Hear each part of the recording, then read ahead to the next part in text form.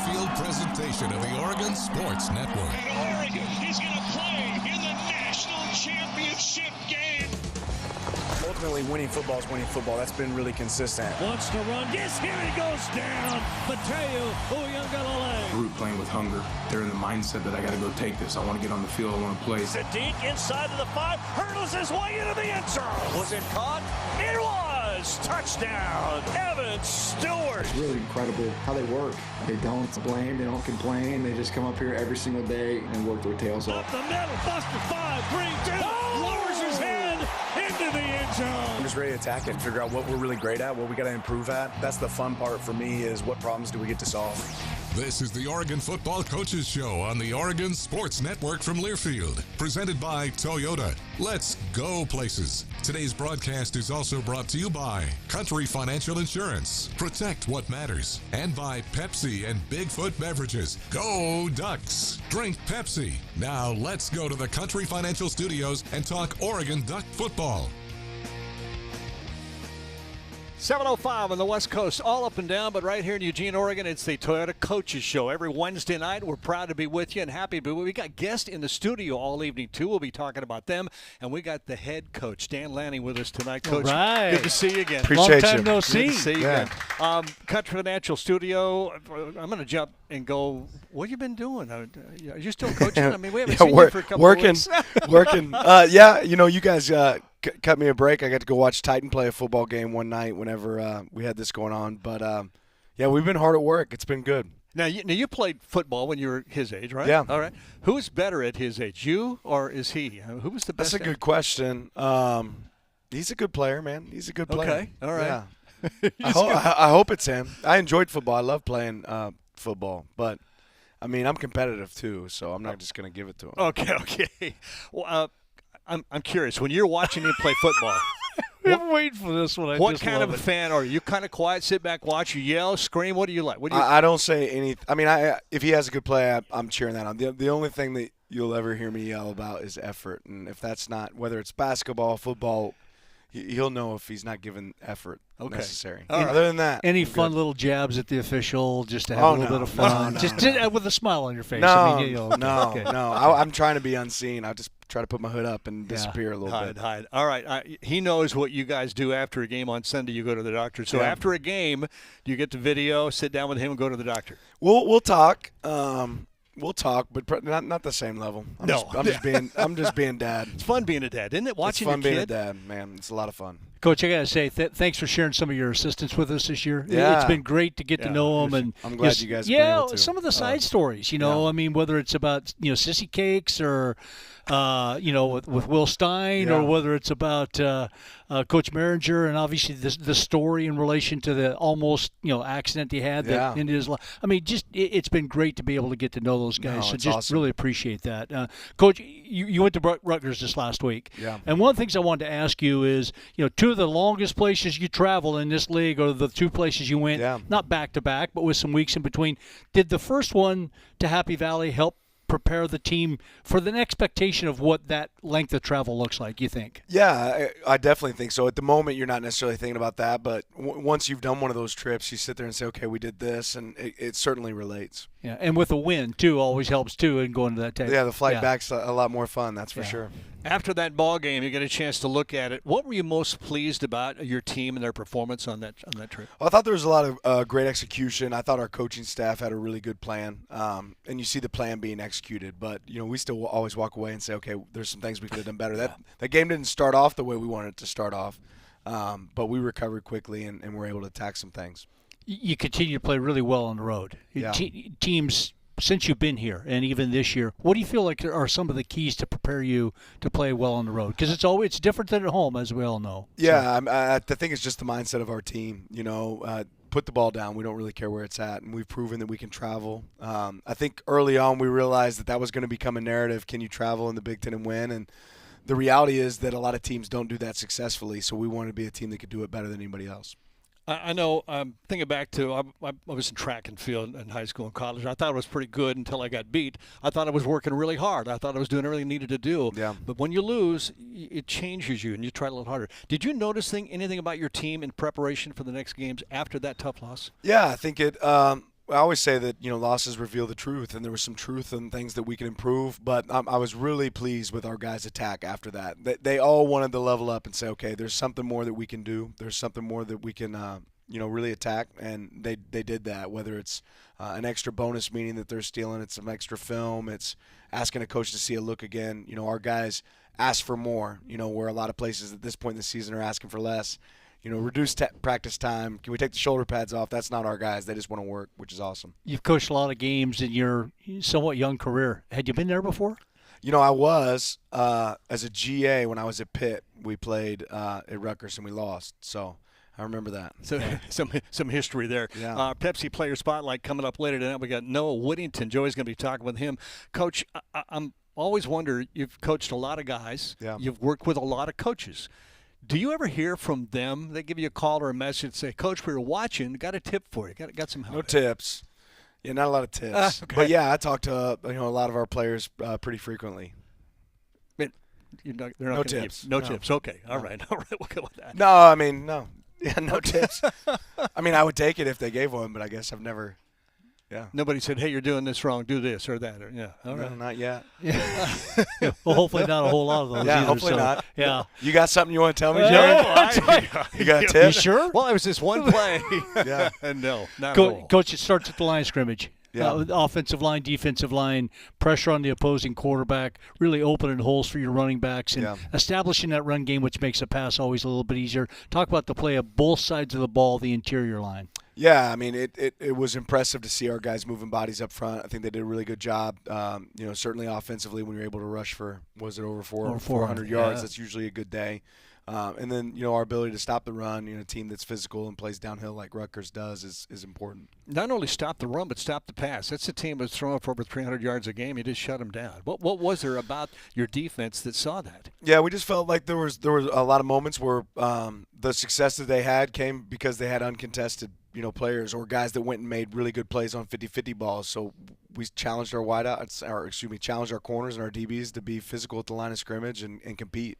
And they did an unbelievable job of that. And it all ties together. We always say rush and coverage work together. And when you have a good pass rush, combined with that, and you have a good feel for what the opponent's going to do, you can take advantage of it. And maybe you just answered this because I had the question about it, and that is two receivers, 6'3", 6'5", 6'6". 70 catches, 1,000 yards coming into the game, and you guys really controlled them, shut them down. What did you do during the week to work against the height, or is that not even a part of it? If you're good enough and you're physical enough, it doesn't matter. Yeah, we had our guys wear stilts at practice. No. I mean, really, we do a lot of good-on-good periods. We have a lot of competition. We did move some tight ends out to more wide receiver locations so you could see more of the size out there. And, a lot of things. Contested catch drills. We try to make sure we create those environments for our guys, and they did a good job of handling that. Communication when the season starts, one thing. You're trying to, in that very first game, make sure everybody's on the same page. They're communicating, talking. How is it now? How much growth in the communication of your offense, particularly your defense, has grown over the last 4 or 5 games? Yeah, we're light years ahead of where we were when we started this season, and hopefully we're light years still away from where we're going to be when it's all said and done. It's about consistent growth, and we've had that so far. Take us through a quarterback's mind when – and again, Dante Moore felt it with Indiana when they were here, having to run around, chase, and you can't keep your eyes downfield. When you do that, the opposing team, like you did this last week, where squeeze the pocket, make sacks, make hits on the quarterback, how does that – I had a lot of people coming up to me after the Indiana game said, we got guys running open downfield. Why didn't he see him? What does a rush? What does a pass rush? What does everything go? The blitzes that get to a quarterback. How does that affect a quarterback? Just talk about some of the ways. It's really tough whenever the picture can change post-snap, right? We're big on, there's indicators, there's things that look like a certain way pre-snap, and then if that picture changes, and if we can do that defensively, if our opponent can do that to us, it's really hard for a quarterback to, work through all that information and then decide where the ball goes. Because pre-snap, the picture might tell you one thing, and post-snap, it's something different after the ball gets snapped. So it's a real challenge. And when you have a defense that can apply that kind of pressure, it makes it tough to throw into tight windows, especially if it's not your first read. So is that part of the communication thing, though? If a defense is throwing different things at you like that as the game goes on, do you discuss that on the sideline and at halftime? Absolutely. I mean, what's the discussion like? I mean, what are they doing, guys? We didn't see this, or we didn't know it was coming, or how can we help you? Yeah, more so, hey, when we see this next time, this is how we want to react to this situation. Here's a call that we feel comfortable is a good answer to both looks. You work through a lot of those things. You have some freshmen playing at a really high level right now. Yeah. A lot of them. A year ago, we're playing high school football, which is just unbelievable. What has been the key to their progression to be able to get to this point, whether it's at running back, wide receiver, defensive back, whatever the position might be, of which all those true freshmen fit into? What have you seen that maybe is common between those guys that has allowed them to really be huge factors in all these games? Well, one, just competition. Like these guys, they all want to be successful, and there's a huge standard. There's a level and an expectation for how you work. And I think early on, it's learning how to work. Right? It's young guys learning how to work, and we have a good group, a good nucleus of players that have set that standard for this is how you work. And when you have really talented players that work really hard, that you're going to have success. And obviously for us, success is strength in numbers. We've had a lot of guys that could play winning football for us this year, and we've seen a lot. I think in this last game we had 67 players to play, right? And I think we only took 72 or 73 on the trip. So it tells you that there's a lot of guys that can contribute and make an impact on this team. When you're recruiting freshmen, do you get a sense for it? How do you know, or what do you look for that tells you this guy can play right away for us, or maybe he's a year away? I mean, there's pieces where you see the talent and you see the ability, but you don't completely know until a guy gets here and they start to work with you, and you evaluate it. But we've always said it, if you're good enough, you're old enough, you got an opportunity to go compete. And if you can compete at a high level and play winning football, you can be on the field for us. Love to see the progression of what feels like progression of Bear Alexander. I mean, fourth year after playing with you at Georgia and then USC for a couple of years. I love what he said. I saw something on X. I'd rather slowly find my groove than rush into misalignment. And it just seems like he is slowly finding his groove with patience and the hard work that goes with it. Talk about him a little bit. He's worked really hard.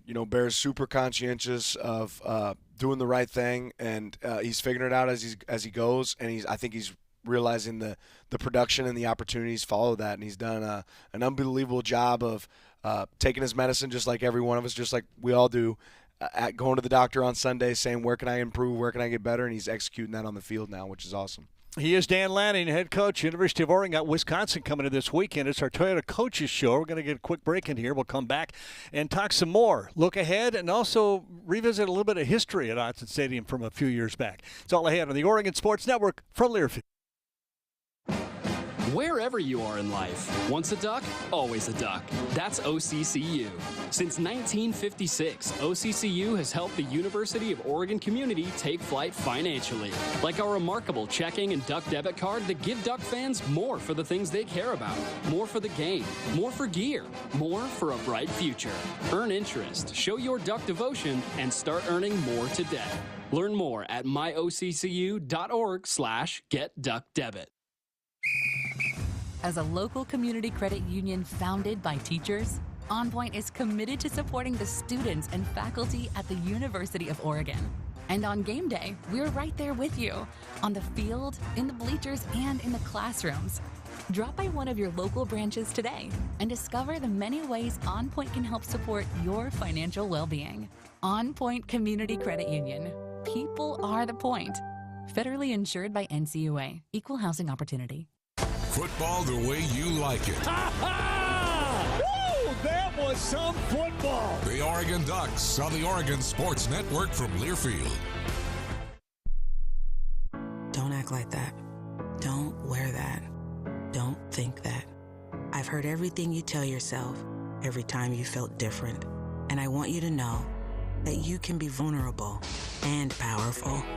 That taking care of your mind is taking care of everyone you love and who loves you. Love your mind.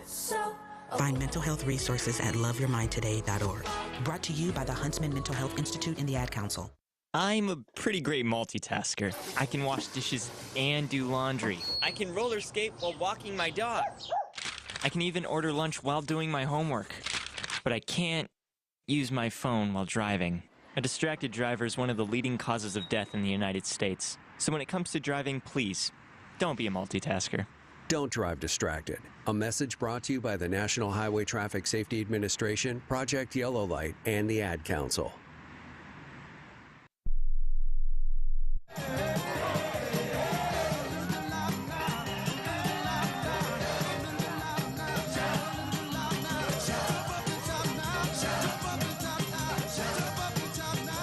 Oh, I love that song. That's for the first time, I think, last year. We normally take a commercial break during the end of the third quarter and then come back, and it's at the end of the song. And last year we said, you know what, the fans on radio have got to listen to be a part of this. So when Shout is on, we don't talk, we just turn it up, and it's fun. Good decision. On the radio. Yeah, on the radio. It sounds amazing. Yeah. Welcome back to the Toyota Coaches Show here at Country Financial Studio. I want to mention our guest, Old Dominion Freight Lines. We have guests coming through the studio, Nancy Jogert, Molson Coors, and OCCU. I'm just going to tell you, from all the years in broadcast, we don't do what we do without our sponsors, so we really appreciate them and hope they have a good time here tonight. We're feeding them, too.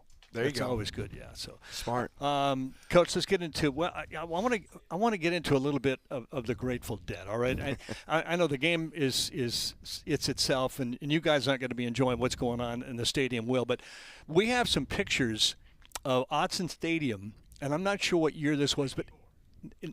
94. Okay, this is 94, and there is Autzen Stadium. Wow. And a Grateful Dead concert. Wow.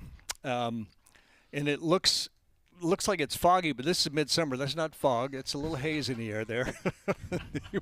After all, it is the Grateful Dead, but it was something special. Were you there, Jerry? I was there for several of them, but I can't remember if I was there in 94. I don't think I can't remember. He does. You made a couple, though. You made a couple. Oh yeah. It's not something you forget. It was. Yeah. We'll talk about it sometime. It was entertaining. Spiritual. You got a favorite song? Truckin'. Okay. Oh yeah. It's an automatic. Yeah, but no, it was crazy days. It really was. I'm being a small town kid in Grants Pass. My eyes were about that big, and I'm like, oh my gosh. So what mine would have been too. Yeah, it was crazy. So that's what's coming up. The Grateful Dead, known internationally around the world, but really on the West Coast. Do you guys, know much about them in the Southeast when you were growing up down there? Well, I grew up in the Midwest. Okay, that's right. And I certainly knew who they were, but like we were saying earlier off air, I didn't realize how many of their songs I actually knew until this week. I said I should probably listen to this Essentials list. They got some good stuff. Yeah, it's big story. Big story go with them. Well, it's a big story. The story of Nancy's Yogurt and the dairy, Springfield Dairy Creamery, having a big fire going down, and they came up and got them back going again. And then, of course, when you look at the crowd, the numbers, the University of Oregon Athletic Department really benefited from those and helped the growth. Yeah, of the a lot of the revenue department. from those concerts, kicked back to the university is pretty cool. Innovative group too. And the rise of the Grateful Dead at about the same time that Pre was in his prime was going on. Yeah. It was just amazing the how it's tied back to the university in all those different ways. Yeah. So Bill Thompson, who's I call him the CEO of the Order of the O. Just sit down and talk with him about some of the stories, because he had his wrestling team selling T-shirts at some. He was sharing some stories with us. He's got some great stories. You're getting ready for Wisconsin. The Badgers coming in. What do you know about Wisconsin? They've struggled this year, and biggest reason I'm going to say is injuries. They've had a tough year. Yeah, and I think that's when you watch the film, you realize, okay, this is a well-coached team, and the ball's bouncing the wrong way a couple times for them. They've been really solid on defense at times, and really good in special teams, and then offensively the ball's just kind of bounced the wrong way a few times for these guys. But you see the ability. You see a team that can definitely be disruptive and present some unique challenges for us. When you have a defense that plays well like they do, it keeps them in the games, and it's just a matter of them trying to get their offense on track. Well, all you got to think back to is last year in our game against those guys. That was a tight one, all the way down to the very end. And they're very capable. They're a good team, and it doesn't necessarily always reciprocate that or show that on the scoreboard, but they're going to be a fun one for us. Preparation, you guys prepare all week. You look at video, you look at film, and know who you're playing against. But different quarterbacks. This is a team that you really don't know who's going to be out there. How do you prepare when you're not really sure? Well, you just kind of prepare for all of them, which means a little bit more preparing. And, they've got guys that have different strengths that can do some different things, and you just have to be aware who's on the field and how that plays out. And then some of it's the unknown, and let your rules play out, and ask your guys to go out there and execute. What do you feel they do best on offense? Well, I do think they can challenge you from a vertical passing game when they set up their running attack. They do a good job of moving bodies up front and really being able to attack weaknesses in the defense and create some conflict there. And then a lot of unique formations and shifts that make it difficult for teams to line up. I don't know if O'Neal's going to be the quarterback. I know he's played quite a bit this year, but he's the one guy that can run the ball. Yeah. So you got a guy you have to worry about. When discipline on defense when you got a quarterback like that, how does that change what you do? Well, it's kind of what we talk about every week. Farm your own land, right? Everybody's got a job on defense. When you used to go play the triple option teams, you talk about dive, quarterback, pitch. It's very similar when he's on the field. Everybody's got to do their job. Guys have run the ball, Coach. Just last week he talked about over 400 yards. Always takes the pressure off a lot of the rest of the offense when the line of scrimmage is captured offensively, defensively, and that's got to be something obviously you guys are pointing at with the weather potentially being a little bit adverse too. Well, it never rains in Hudson. No, right? That's right. It might not. Yeah, it never does. But yeah, it's. I mean, when you get the run game going, that can be a game changer for you, and certainly they'll be trying to do the same thing. Going to be a little bit different on Saturday, although not really different, but the crowd's going to be energized. The weather will help them a little bit, too. Autzen fans seem to sing in the rain. They really do. We haven't had a really bad rain, I think, since you've been here. Yeah. Not saying it's going to be on Saturday, but we've had some rainy games where the fans just get energized. This is going to be a different crowd with the Grateful Dead crowd there and what it means to them. To talk about the advantage that gives you. I mean, when you went to Penn State, that crowd was real. Yeah. What does the Autzen crowd give you? Well, before we get to it, I'll give you a shout-out about Rutgers. How about our fans there? That was unbelievable. Gosh. And I think that just gives a small indication of how awesome our fans are. You know, when the game's over with and you look and you see all that green, you're like, this is an away game. Our fans make a huge impact. And they stay through the whole thing. They're impressive. They're yelling the whole time. That's a winner for us, and we need that same thing, that same energy on Saturday. I was impressed. I was going to bring this up before I let you go. When that game ended, you were down near the end zone to our right, near the locker room tunnel. You ran all the way down to the other end. The fans were ringing the stadium, and you ran the entire way, high-fiving and thanking the fans. That was impressive. Well, it's fun to thank the people that make the effort to come see you, and I wish I could shake every single person's hand and give them all a high five, but when they come there with that energy, you have to acknowledge it. It was special. And you did it, and you didn't even look winded. No, yeah, I wasn't. I felt pretty good afterwards. Yeah, there's a lot of guys that ran a lot more in that game than I did. So, all right, we're gonna let you get out of here. Before we do, a word about Noah Whittington. What can you tell us about that guy? Joey's gonna talk with him. I love this guy. I mean, he is he's the kind of guy you'd love to be your son. You know, he's just an unbelievable leader. He's a great football player. But that never overshadows his leadership, how he demands, what he demands from the players on the team, the example that he sets, does everything the right way, and really grateful he's on our team. I'm looking forward to it. It's our Pepsi Player Spotlight coming up with Noah. Toyota Coaches Show. Coach, we're going to let you go. Get back to work, okay? We've got a big game this weekend. All right? Appreciate it. Joey's back next on the Oregon Sport Network from Learfield. Dear Truckin' Awesome, Toyota Tundra's got heart-pounding horsepower. Tacoma is one rugged ride, and the 4Runner is tough as nails. Truck yeah. Find yours at Toyota.com. Toyota, let's go places. Wherever you are in life, once a duck, always a duck. That's OCCU. Since 1956, OCCU has helped the University of Oregon community take flight financially. Like our remarkable checking and duck debit card that give duck fans more for the things they care about. More for the game, more for gear, more for a bright future. Earn interest, show your duck devotion, and start earning more today. Learn more at myoccu.org/getduckdebit. Dear Truckin' Awesome, Toyota Tundra's got heart-pounding horsepower. Tacoma is one rugged ride, and the 4Runner is tough as nails. Truck yeah. Find yours at Toyota.com. Toyota, let's go places. More Duck football comes your way in 60 seconds. That ball came out, and Oregon has it. On the Oregon Sports Network from Learfield. How serious is youth vaping? Irreversible lung damage serious. 1 in 10 kids vape serious, which warrants a serious conversation from a serious parental figure like yourself. Not the seriously know-it-all sports dad or the seriously smart podcaster. It requires a serious conversation that is best had by you. No, seriously, the best person to talk to your child about vaping is you. To start the conversation, visit talkaboutvaping.org. Brought to you by the American Lung Association and the Ad Council. And here's Heather with the weather. Well, it's beautiful out there, sunny and 75, almost a little chilly in the shade. Now, let's get a read on the inside of your car. It is hot. You've only been parked a short time and it's already 99 degrees in there. Let's not leave children in the back seat while running errands. It only takes a few minutes for their body temperatures to rise, and that could be fatal. Cars get hot, fast, and can be deadly. Never leave a child in a car. A message from NHTSA and the Ad Council.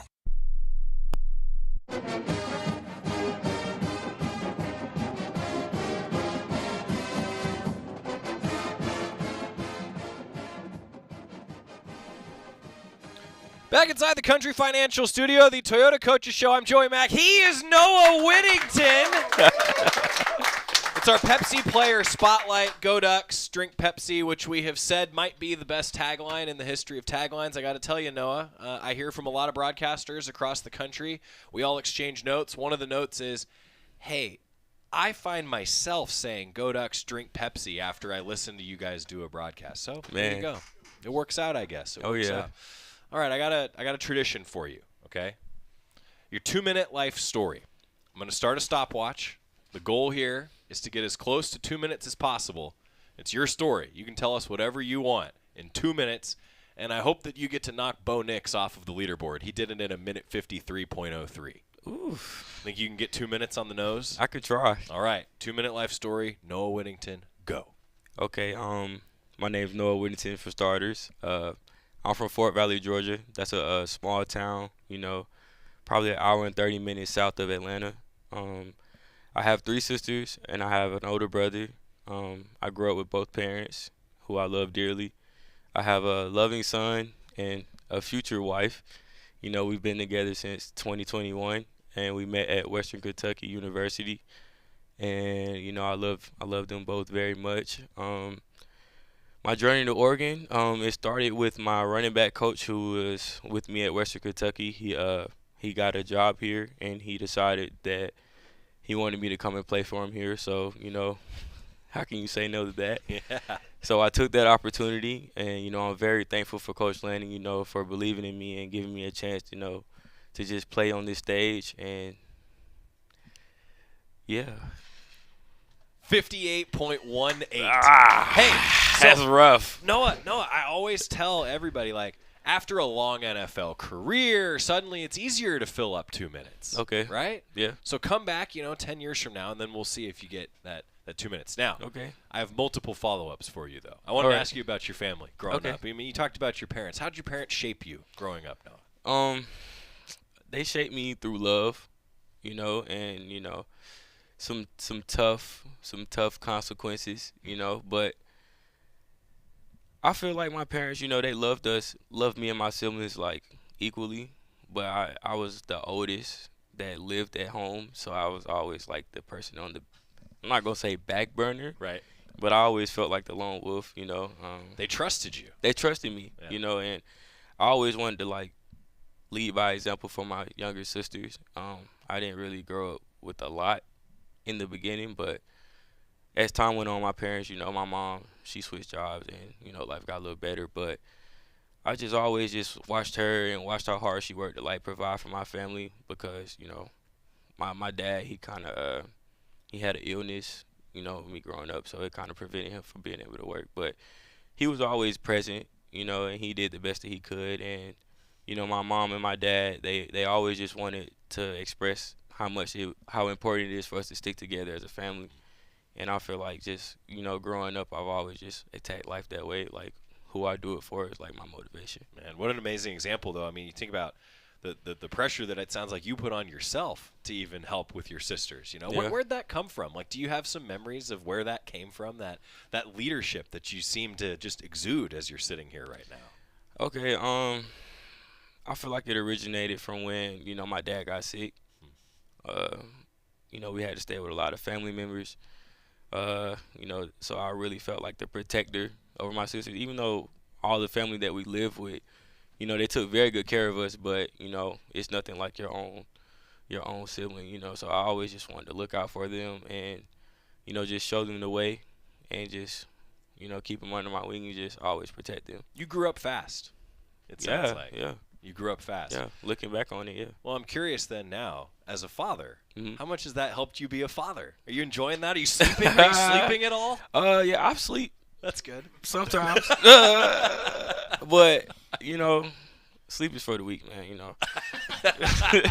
That's spoken. Nobody cares if you sleep. That's spoken like a dad. I can empathize. Yeah, nobody cares if you sleep. So, you just get what you can, and you make it do what it do. So, yeah, I'm sleeping. How's it been being a dad though? It's been amazing.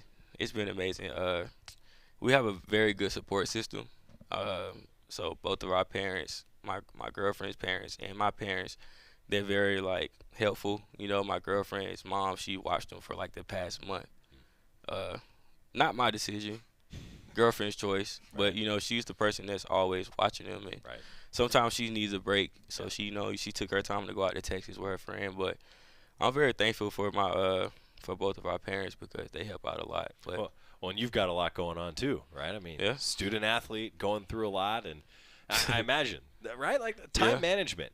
What's your advice after now you've gone through it on so many different levels? What's your advice for someone young tuning in tonight? How do you manage your time? By prioritizing. It's not a lot of time in the day when, you've got practice, you got class, and then on top of that, you want to maintain your nutrition. Then you got to come hang out with us. Yeah, I get it. But no, I like hanging out with you guys. Thanks, this is actually pretty fun. Yeah, appreciate that. Yeah, but any advice I would give would be, to breathe. Sometimes it can feel stressful. I caught myself today feeling stressed out because I was sleepy. But I'm you got obligations and you need to fulfill them. So I took a deep breath and I went to a class that, even though I already graduated, in order to play you gotta go to school. So I haven't missed a single class. Bravo, sir. Come on. Bravo. 6 years, still going to class, 100% attendance. So let's go. I made a promise to myself I'm not gonna miss no classes this term. But I was a little late. But you got there. But I got there. But you got there. I got there. You got there. Now I want to come back to something. You just kind of grazed right over this. A graduate. Yeah. You have your degree. Congratulations. Yeah. Congratulations. How did that feel when you got that degree? It was a proud moment.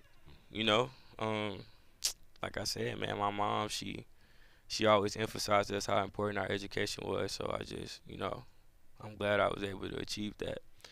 When did you know that football was going to be your thing that could help you even live out that dream?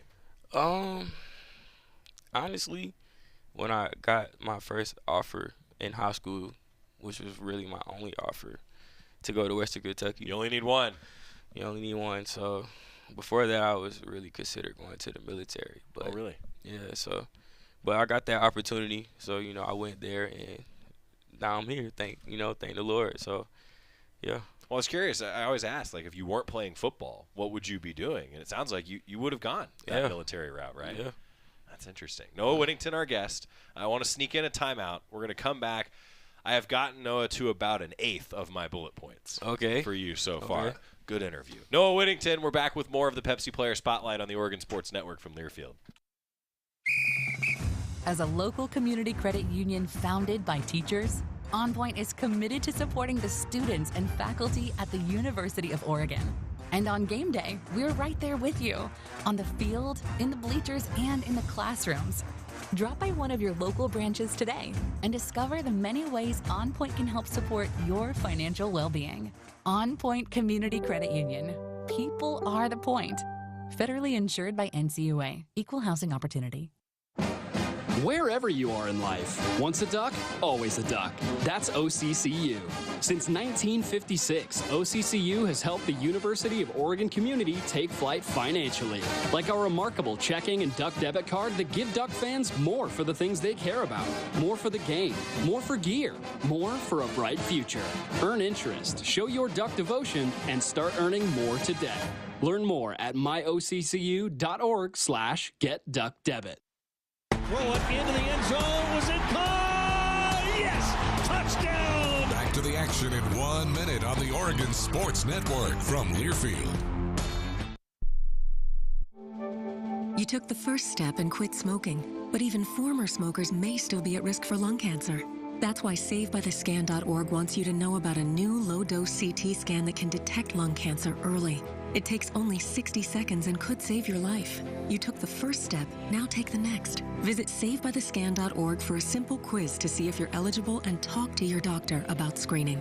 SaveByTheScan.org is brought to you by the American Lung Association's Lung Force Initiative and the Ad Council. In sitcoms, when someone has a problem, they just blurt it out and move on. Well, I lost my job and my parakeet is missing. How was your day? But the real world is different. Managing life's challenges can be overwhelming. So, what do? We get support.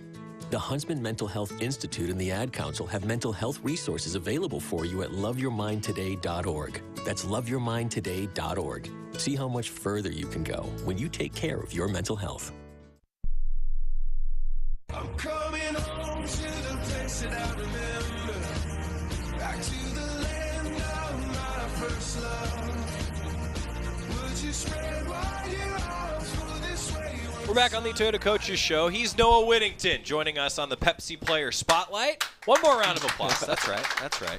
You know, Noah, we were just talking about a lot of different things even during the timeout. I want to go here now to ask you just a little bit about what it's been like going through an injury like you did. Because I got to say, like, injuries are the worst part of sports, right? Like, we can agree. Like, sports are great, do so many awesome things. Injuries are the worst part. And you've had to go through one now, big one, right? Yeah. What was that like? Just walk us through what that whole process was like for you and now being back at it.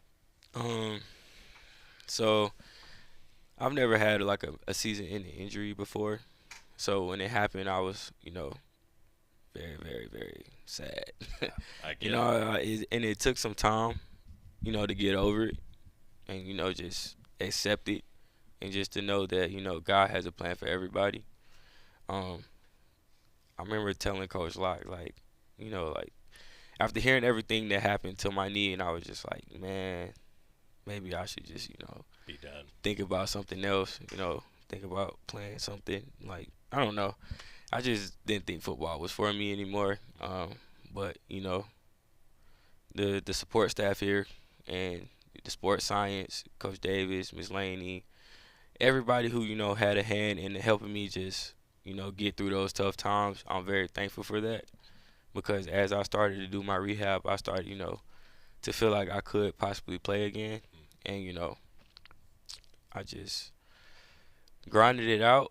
I kept a positive attitude, and I just attacked it every day like it was my last. And, I'm looking back on it, I'm thankful that I did go through that because, some days now, even now, I'm, like, tired or trying to make an excuse for why I don't feel like doing something. And I'm like, you need to be thankful because it can be taken away from you, just like that. So what advice do you give someone that hasn't gone through an injury, like, to be prepared for it? What did you learn throughout that process? That, it's hard, and sometimes pain is a good thing. You have to face it, and you can't run from it. I would tell somebody that's going through a injury like that, man, it does suck, but be thankful for it, because now you get to see, like, how strong you really are. You get to see, like, how bad do you love the sport? Like, do you actually love what you do? And, for some people, they do, and for some people, they don't. Because, I had somebody, that reached out to me that had a similar injury, and they stopped playing. And I was like, man, I actually kept playing. So I would tell somebody who has an injury like this, man, just to keep going. Yeah. And to just attack your rehab every day and to be consistent, because it's tough, though. It is tough. Yeah. It is tough. It's tough, though. Noah Whittington with us. I want to go back even further in time now, and then we'll bring you up to where you are now. Okay. You've played for a lot of great coaches now in your career, and it's safe to say you're a veteran of college football. I am a veteran, a super veteran. You are a veteran of college football. Yeah. What's it been like playing for all the different coaches that you've had? How much of those coaches influenced you in your life and your career? I would say all of them, good and bad. Coach Lanning, I would say he influenced me the most, because it's like, my coach at Western Kentucky, I didn't really have a relationship with him. As far as like my head coach, I didn't have a relationship with him. And, you know, coming here and just being able to have a coach that's like, you know, that actually talks to you, it was kind of different for me. But I feel like just how we work here and how we work there was just on a whole different level, you know. So it just influenced me that, you know, it's people out here who are actually grinding, you know, who are actually working and not just doing the bare minimum. And as far as position coaches, I really only have two that I've had a relationship with. That's Coach Locke and Coach Samples, and they both have like influenced me tremendously. You know, Coach Locke, you know, he caught me when I was young, and you know, he helped me get right with my faith. He helped me, you know, just learn how to play the position. And then Coach Samp, you know, we butted heads in the beginning. I wouldn't even say butted heads. I feel like I had like an immature mindset going into our relationship. You know, coming off my injury, I wasn't being fully truthful with myself on how I was, you know, performing or whatnot. And when I was able to look at myself in the mirror and, you know, actually hear the coaching and hear what he was saying, I was like, he actually is a good coach. You know, like he actually knows what he's talking about. You know, he poured into me when I was coming off a very serious injury. And, you know, some coaches could have been like, oh, he's old. You know, I'm not finna spend any time with him. And, you know, he actually took his time out to help me get better, you know, when he really didn't have to, because we have more than enough talent in those rooms since he's been here to, you know, and he still chose to like pour into me and help me get better and get back on that field. So I'm forever thankful for that. Do you want to be a coach? Yeah. Really? I feel like I could be a coach. Yeah. So after a long NFL career, you make a bunch of money. Coaching, or what's next? What are you going to do when you're done with football? Done playing, I guess. Done playing. I mean, I could be a coach. Yeah. I think you'd be a good coach. I feel like I would try my best to be the best coach I could be. Yeah. Give the recruiting pitch for someone who's tuned in tonight. Like, why play for Coach Lanning, these coaches? Why come to the University of Oregon after your experience? For starters, I would, you know, be truthful with them. You're going to work. It's not going to be easy. You're not going to be given anything. But you will grow. And, you know, after leaving this university and, you know, playing for Coach Lanning, you will be a better football player and an even better man, you know. So, yeah, you know, I would keep it simple, you know, and I would just be honest. What's it meant to be a Duck to you now at this point in your career? What does it mean to be a Duck? You know, I would say to have a different sense of pride, you know, for the uniform that I wear. Because, you know, growing up, I was an Oregon fan, but I feel like I was more so of like a player fan. Sure. But now that I've been a Duck and been through the culture and learned the fight song, it feels like home. You know, it just feels like a place where I can say I'm kind of from Oregon now. Yeah. You know, you are. So yeah, like it's just like a different sense of pride when, you know, I put that uniform on. When you hear now, I'm curious, like when you hear Coming Home, right? Does it hit a little different this year? Yeah, years past? because it's like, man, the only time I'm really going to hear is if I play it for myself. Right. You know? And I feel like I'm going to play it for my son because it's like, I low-key want him to be a Duck. If he good enough, he good enough, I want him to be a Duck, you know? Well, I think, you know, with the dad and the coaching, he's probably got a pretty good chance now. I hope so. He's probably got a pretty good chance. If you could go back in time and give yourself, 17-year-old Noah, a piece of advice, what would you tell 17-year-old you? 17-year-old me. I would say be confident. Continue to grow your faith in God. Last bullet point I would say is to be thankful for the little things, you know. I feel like younger me always just wanted more. When I feel like I've always had, now that I'm older, I've always had everything I needed, you know. Like, I feel like I used to be like a big money-driven person when I was younger because I didn't really grow up with money. But now that I'm older, it's kind of like it's more to life than that. You know, it's more to life to have, you know, to be thankful for. Sure. You know. All right, now I want to zoom out and ask you a couple fun things, all right? Mm-hmm. What's your favorite uniform you've ever worn? Here? Yeah. Favorite uniform? I would say that the ones we wore at Penn State were pretty cool. Yeah. They were pretty cool. But, like, favorite uniform, I would say is the all black. The all black? Yeah. So Shoe Duck, he was right up your alley then. Yeah, right? Shoe Duck definitely up my alley. Was right up your alley. Yeah, okay. for sure. Favorite games that you've played in? Favorite games? Okay. Can I do one for, like, every year that I've been here? Yeah. So, my first year, I would say I like the fact that it's tough. There's been a lot of really good games. I don't play a lot of career. really good games. Not gonna lie. The first one I would say probably. Let's see. I want to say this one, but we didn't win.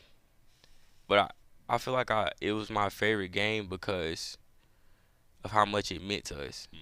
You know, even though we didn't get the victory, I feel like going into that week, the prep was. I feel like we did everything we could as a team. You know, I just feel like the chips didn't fall our way. Which one was it though? UW. UW. Yeah, I would say UW. Sold out crowd. It was a shootout. Like that game, like the energy in that game was crazy. Not gonna lie. And my year, what was that? 2023. 2023. I would say Texas Tech. Yeah. That game was crazy. When Bossa caught that pick, Silver I was like, win. man, or was it a strip sack, something like that? That was crazy. That was a really fun game. That was a really fun game. And then year after that, this was last year. Last year I would say Big Ten championship for sure because you know like that makes sense. That piece of jewelry, woo.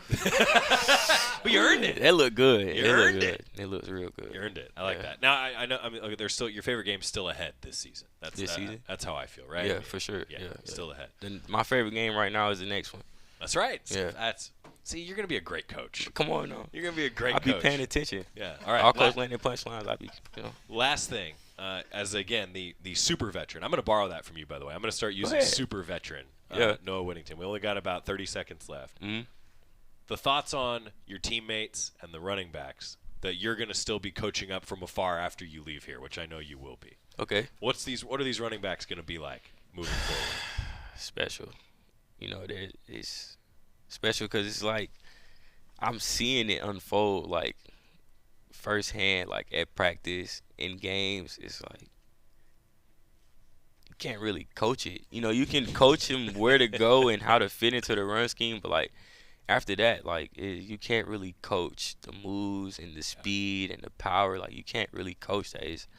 And to have, you know, a room full of it is, you know, it says a lot about the people recruiting. You know, they know what they're looking for. And B, you know, you just got to be thankful that you got a room like that because they special. Like, it's really no other way to describe it because, I mean, you can't coach that. Right. You know, like, even in the spring, like, with the freshmen coming in, like Jordan, Dier, even Jay, like, Dink, like, Jaden, like, our spring was, whoa. Legit. It was legit. Like, whoa, like, we got running backs. Well, I'll tell you what. There's a pretty special running back sitting here in the Thank room you. tonight. Noah Whittington. Noah, thank you for being a Duck. Best Thank of luck you. the rest of the way, all right? Yes, sir. Timeout. Come back. Wrap things up after this on the Oregon Sports Network from Learfield.